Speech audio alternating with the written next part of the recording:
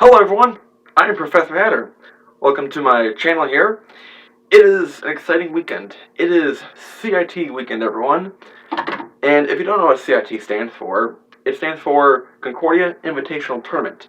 It's a men's and women's basketball tournament hosted every year in January and rotates through the four participating Midwest Concordia schools of Nebraska Seward, Ann Arbor, Wisconsin, and Chicago. Go Cougars! Well, technically we're in River Forest, but the green line on the CTA is like a few blocks away, so it's still Chicago, I guess? Anyways, technically speaking, little history here. The tournament started in 1951 with participants of Nebraska, River Forest, name change in the 90s, Illinois Springfield, and St. Louis hosted the tournament. St. Louis won over River Forest in the initial tournament, and overall, 9 schools have participated over the decades. St. Paul was the last Concordia to change the whole format. They left in the early 2000s, and Ann Arbor took their place in 2003, and has been the same ever since. This year, Chicago is hosting the tournament, which means it's 3 or 4 years that Concordia and Nebraska students get to leave the desolate cornfields and get to experience civilization for a weekend. Granted, it's every 3 of 4 years that Nebraska gets to win a tournament, because ever since 2010, the men's team have won 5 titles, and the women's team have won 7 straight so far. So they're like the Yankees of the CIT world. Concordia, Chicago, men's team last won in 2010, and last time the women's team won for Chicago was in 1986. So it's been quite a bit for them. Oh boy.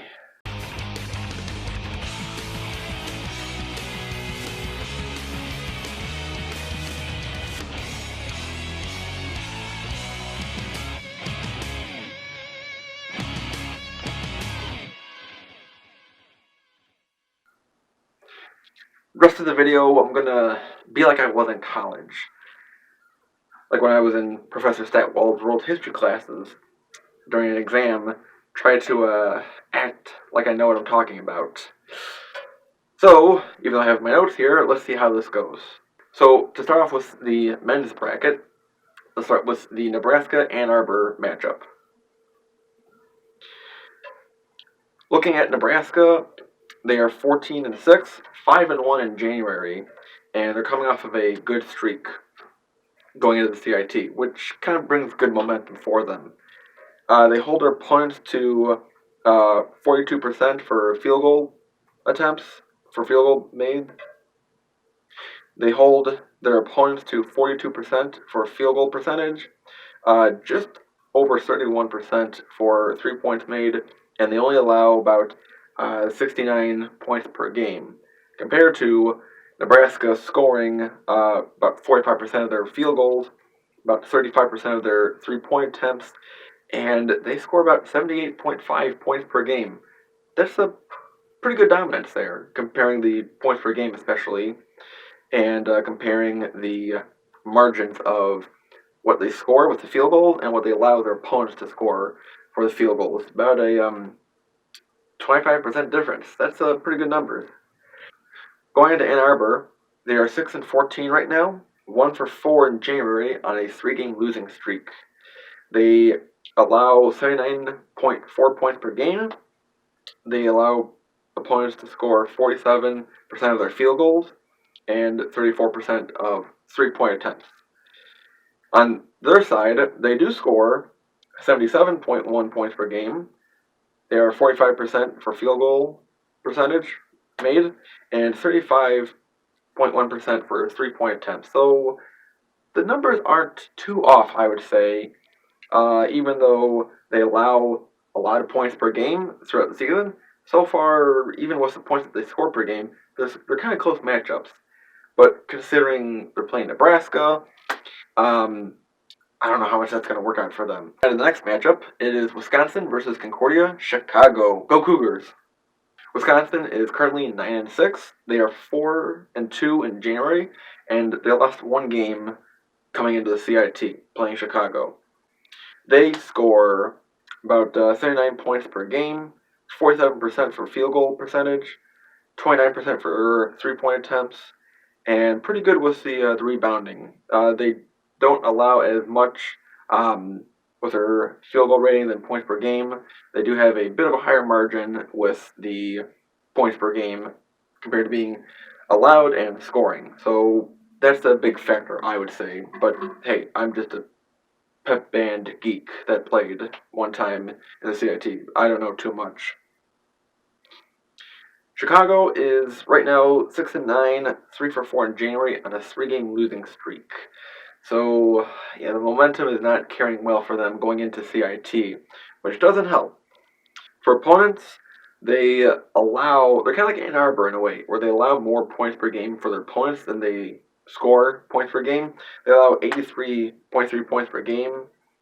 Field goal rating is 45.9 and 33.8% for 3-point attempts for the opponents. And for Concordia, Chicago themselves, they do score 81.9 points per game. They're only 0.1 off for field goal percentage compared to their opponents.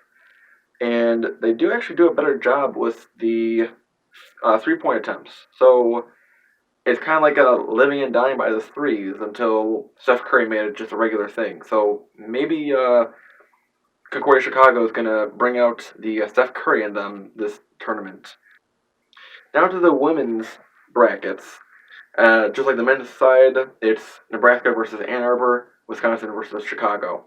In the first matchup, Nebraska-Ann Arbor, it's just Nebraska all the way. They're 17-2. They're scoring about 94.4 per game. Points per game is just massive of a margin that they're scoring to allowing points per game, and it's just incomprehensible. It's just insane, and they have some of the top scoring players in their conference and among the Division II women teams in NCAA.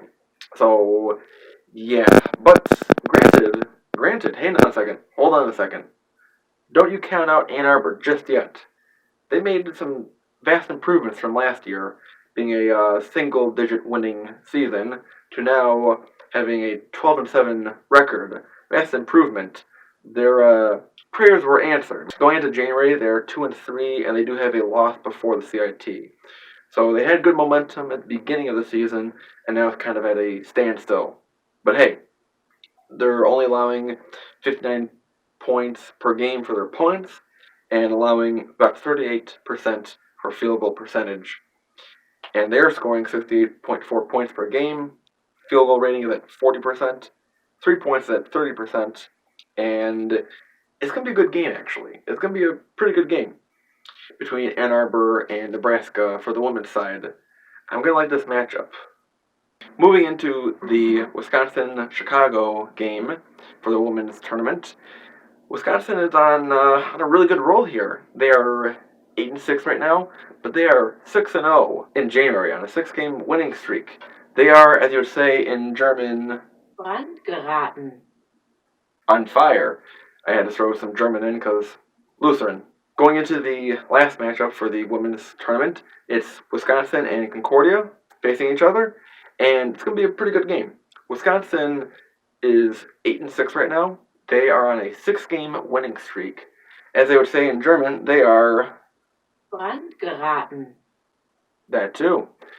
On fire. It's German. We're Lutheran, and so I just had to put some German into this video.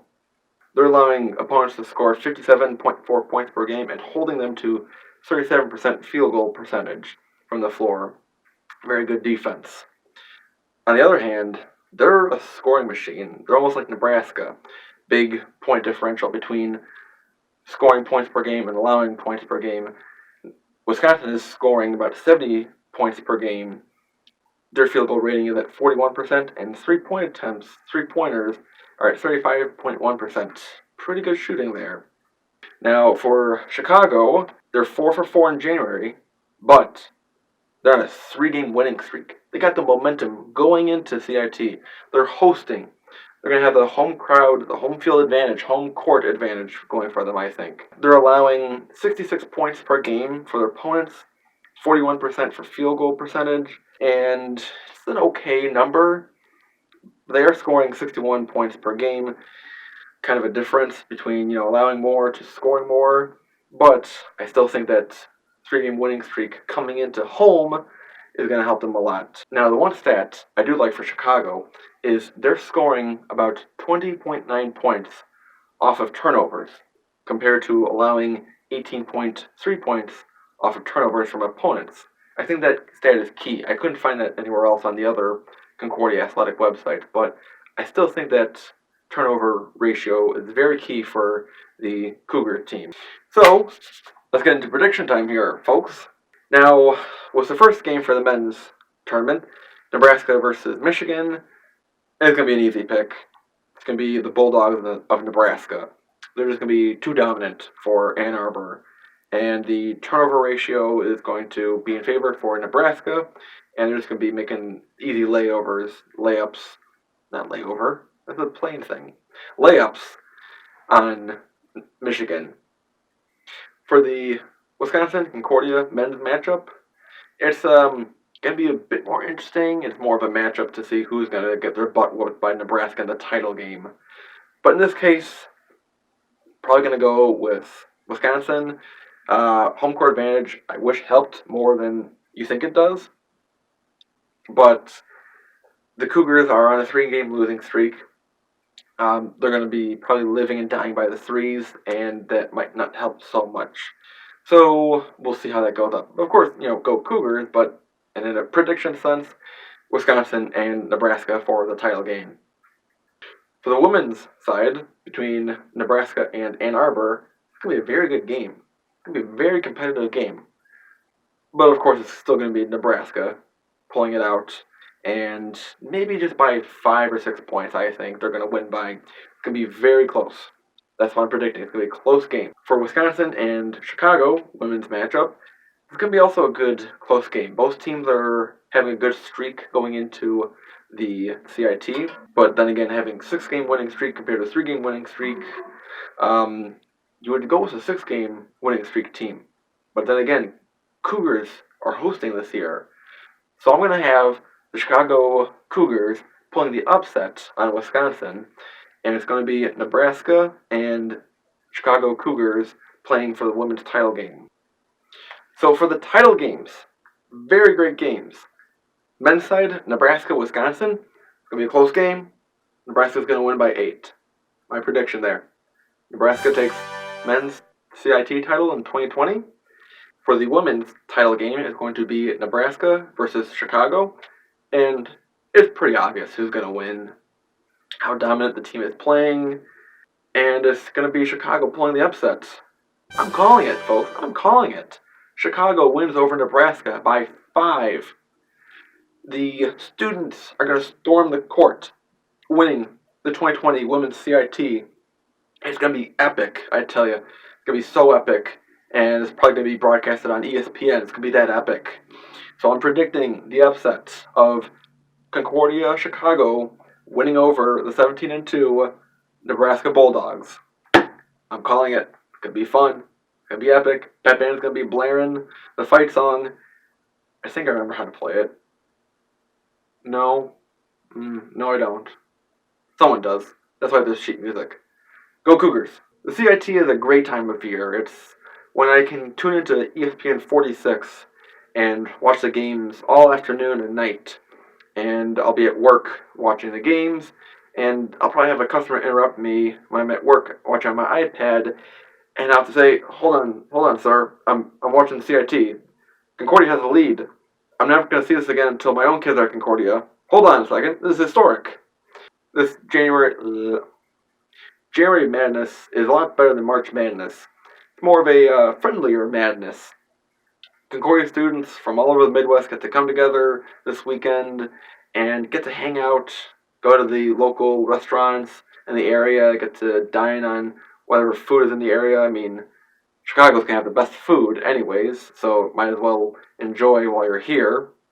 But it's a really great weekend. I remember in 2016 when Chicago last hosted, it was a lot of fun. I was in the pep band, and it was just so much fun kind of doing pep band battles with the other bands and having the student sections interact with each other.